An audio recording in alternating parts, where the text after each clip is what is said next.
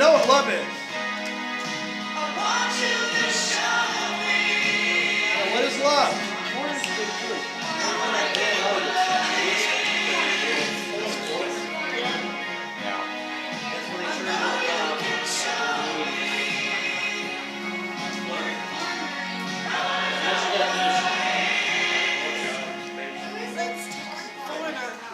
Okay. Off the 4 and a 4 album, isn't it? I believe it is, yeah. Love, according to your experience, because often that is our definition of love. It's according to our experience. Whatever we experience, that's what we measure love by. What's the problem with that?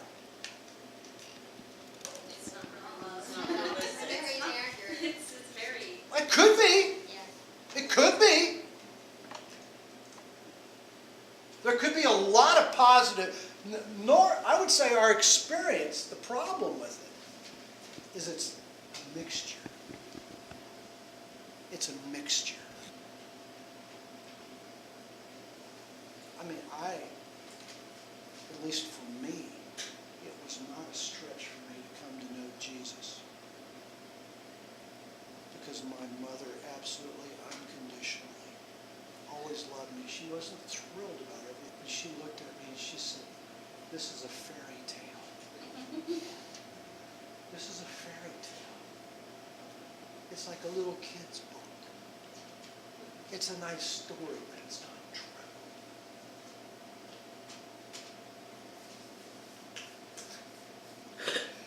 And I remember struggling. How can I tell her?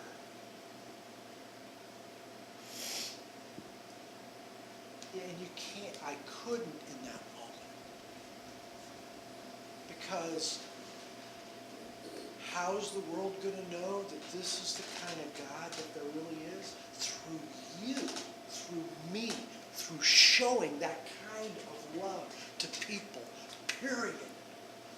That's the only way they're going to learn, because they never learned it from anybody else. But you're it now. Where Jesus says, yeah, well, I am in the world, I'm the light of the world, but you know what? I'm going to believe, and you're the light of the world now. And go shine before men, so that they can see your good works and glorify my Father who is in heaven. According to your parents, what's love? That's only what that's our experience. And they say by age 8, psychologists will say by age 8, our personality, it was 85%, 90% formed. So you're nice to me, I'm not. Love is something that comes to me. That's not God's love. That's about me being on the throne. Right? The Bible talks about different types of love. One of the Greek words for love is storgis. That's a low base level.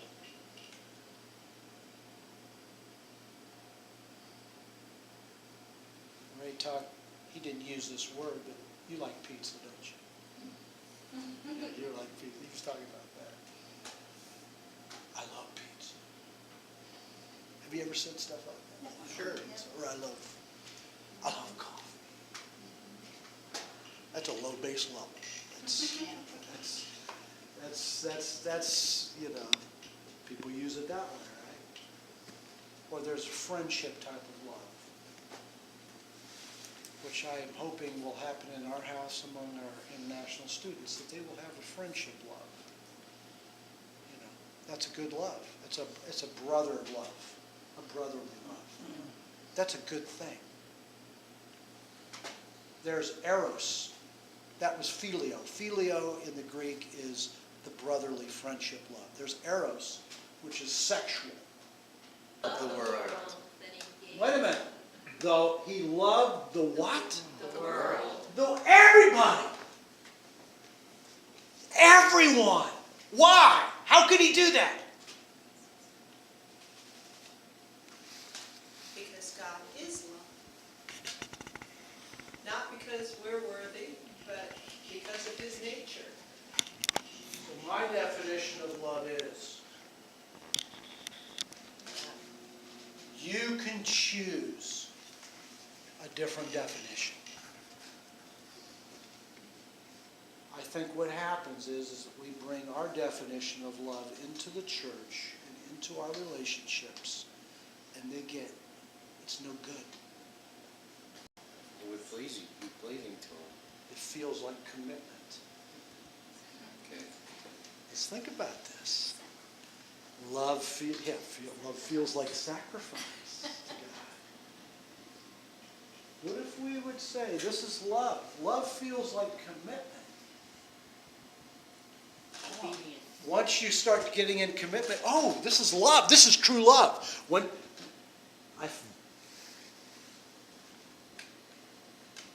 must have had some of it in you, right? Because you said, I can't divorce this guy, right? Love feels like commitment. Can you understand that? That's love. Love feels like commitment. Love feels like sacrifice. That's what love feels like to God. Love hurts. That's what it feels like to God. Because I like this. I want you to show me. Love is not said. Love is not felt. It's seen by demonstration. That's what Romans chapter 5, verse 8 says. God demonstrated his own love for us in this. That while we were yet still sinners, not having a thought of God, God thought about us and died for us. And was reaching to us. How many want to feel that? You want to feel that? I want to feel that. On the deepest, that's in the heart, because we feel in the heart. That's what's going to change things. Ephesians 5:1 says, let's read this together. Follow God's example. Therefore, as dearly loved children, and walk in the way of love. Just as Christ loved us and gave himself up for us as a fragrant offering and sacrifice to God. This is very interesting how this is worded here. So it says, as dearly loved children, let's walk out love. Just as Christ loved us, let's love other people. How many know that God is pleased when your flesh burns? How many like barbecue? We're made in the image of God. I like to smell that burnt flesh, don't you? It's pleasing to my nostrils. It's pleasing to God. But we love each other. You lay down your life and love that husband of yours. You lay down your life and you don't do it because, wow, they're worth it, or I think they're doing okay, or no, you do it as a sacrifice to God. That's how we do this. That's why I picked these guys. I talked about in the Old Testament to love one another. That's not a new command. I'll tell you, the part of the new command is the next one. As I have loved you, so you must love one another. That's the new thing. In the same way that I loved you, it would be nice if you loved that wife of yours and that wife. That'd be nice. But that's not what it says. What's it say? It says, I command you to, must love. That you must. This is between you and God now. And if you don't do that, this is between you and God now.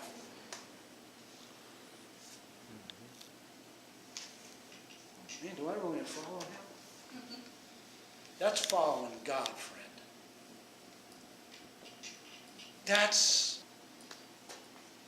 But if we're living our life, then are we a Christian? That's the question. The condition is I have loved you, so that you must love one another. But the consequence is the next one. By this kind of love, everyone will know that you're my disciples.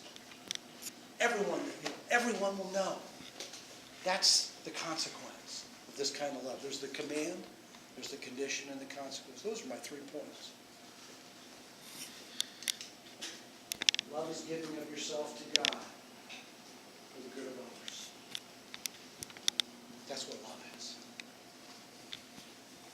It's giving of yourself to God for the good of others. Say, it's time to get over your problem. It's time to get over it. It's time to get over it. This is love, man. Love gets beyond yourself. Agree with each other. And sometimes you're going to have to look to find what you can agree with some people. I understand that. You're going to have to look hard. Agree with each other. Love each other. Be deep-spirited friends. Don't push your way to the top. Don't sweet-talk your way to the top. Put yourself aside and help others get ahead. Don't be obsessed with getting your own advantage. Forget yourselves long enough to lend a helping hand. Right? And if he can love me, shoot! I can love you. Not Sharon. You know, she's easy to love. Because God loved me. The worst. Then it's not a big deal, right? So love gets beyond yourself. Love begins when we receive God's love, then love finds common ground. There's no way of loving people if we're going like this, down. Love isn't coming down. Love is coming sideways. Find common ground. Agree with one another. Love finds common ground. Love listens, adjusts, and responds to the needs of others. I like that. This is the mind that we got to have in our relationships. Being the very nature of God, did not consider equality with God something to be used to his own advantage. Okay, what did Jesus do there? He could have said, it is my right. I have what? The very nature of God? He did not grasp his rights. He gave up his rights. How many know you're never going to love people if you hold on to your rights? What do you think, Chris? It isn't fair! You'll never love people if you hold on to your rights. Rather, he made his word. It's the opposite way. So what does this mean to you? I want you to pray with one another. What does this mean to you? I believe God wants me to what? I would like prayer for. This morning I realized that. I find it difficult when. Whichever one you kind of want to tap into here, that's fine. And then just pray for one another.